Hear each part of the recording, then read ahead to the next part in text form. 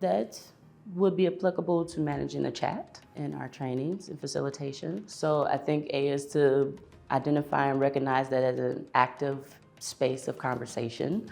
So keenly monitoring it, providing appropriate responses, managing and facilitating the conversation within that space as well. Additionally, providing someone who has the capacity to provide that attention to that space. So I do not recommend that a facilitator also coordinate themselves to manage and respond to the chat, just ideally. One of the things that you have to take into consideration when you're teaching this kind of diverse population is levels of literacy, experience with academic writing or technical writing. How are my students, comfortable with speaking English? Are they native English speakers or non-native English speakers? And really, when I have the opportunity to have that information up front, I'm able to adjust what I'm asking them to kind of fit the response I know would be most comfortable for them. In some cases, I've had to pivot from online discussion to just upload a video of you telling me.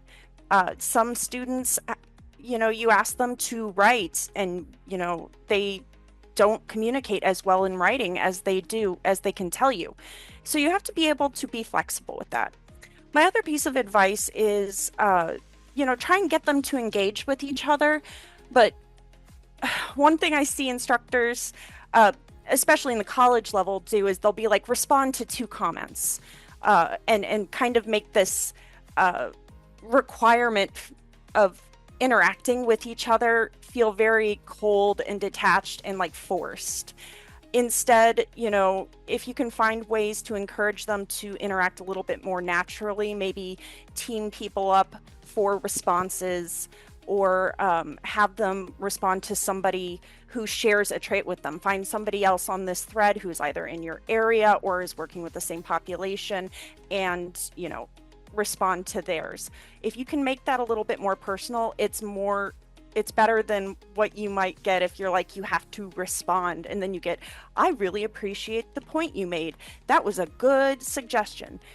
You want to try and avoid that at all costs.